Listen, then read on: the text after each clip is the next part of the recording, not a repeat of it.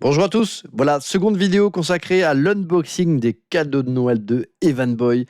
Donc je vous ai présenté tout à l'heure, je ne sais pas dans quel ordre vous allez regarder ces vidéos, mais dans une seconde vidéo, j'ai présenté le premier vaisseau de Capitaine Harlock, Albator, l'Arcadia, dans sa version Albator 84, qui, rappelons-le, relatait des événements qui se passaient avant ceux de la série Albator 78.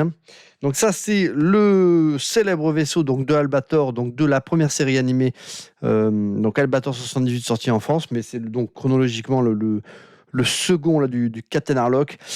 C'est peut-être son vaisseau finalement le plus emblématique. Il a un look mais véritablement terrible. Alors moi, mon cœur balance entre les deux. Je trouve que les deux vaisseaux sont juste déments. Donc là, je vais vous présenter le contenu de cette maquette de chez Hasegawa. Et dans quelques jours, avec Evan Boy, qui est l'heureux bénéficiaire là, de ces magnifiques objets, on vous présentera les versions là, de ces maquettes montées. Sachant que comme je l'ai vu pour le premier vaisseau, là, il n'y a pas besoin de colle, hein, tout est clipsé, donc c'est vraiment excellent. Donc on va aller découvrir ça, et ça vous permet de vous rendre compte un petit peu de la taille de la maquette, du nombre de pièces. Voilà, ça peut vous donner envie du coup de vous procurer cette magnifique boîte. Donc voilà, montée, je pense qu'on est sur une maquette qui doit être de à peu près 30-35 cm de longueur.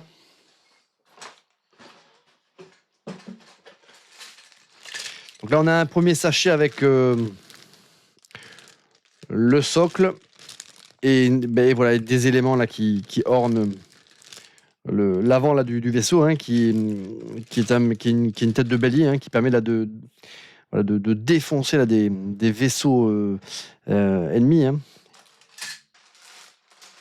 Donc pareil, pas besoin de colle pour monter donc la maquette, mais pas besoin non plus de peinture. Toutes les pièces du vaisseau sont aux couleurs des différents éléments. Donc normalement, voilà, il n'y a pas besoin de peinture. Voilà, montée, voilà, on aura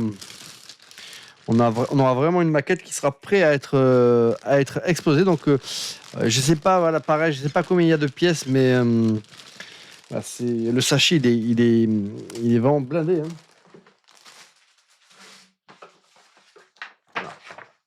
Il y a pareil que pour la boîte de l'Arcadia 84. On a des petits stickers qui vont orner fièrement la maquette. Et on a bien sûr le livret là avec toutes les informations là pour le montage. Mais c'est vrai que la maquette va être sublime. Alors, le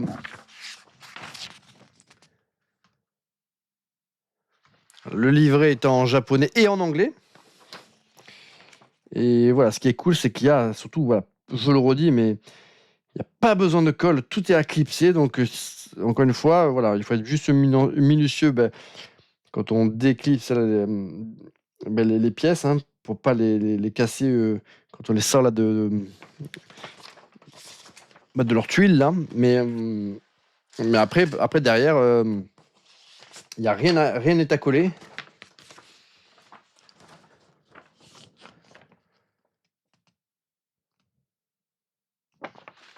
Donc je sais pas, mettez-moi dans les commentaires, vous, quel est le vaisseau d'Albator que vous kiffez le plus. Moi, franchement, entre les deux, je trouve que les designs sont incroyables. Franchement, c'est quand on pense que ça date des années 70. Il y avait vraiment une sacrée idée derrière ce look rétro-futuriste. Comme on avait pu un peu le retrouver dans dans Space Pirate Cobra, hein, mais en tout cas, les vaisseaux de Albator, ils avaient quand même une sacrée gueule, hein. C'était vraiment plus joli que ceux de Cobra. Mais voilà, ça c'était c'était complètement ouf. Faut savoir que dans le manga, cet Arcadia, la Second Ship, ce qu'ils appellent le Phantom Death Shadow, il était vert, voilà, un peu kaki comme l'Arcadia dans Albator 84, hein.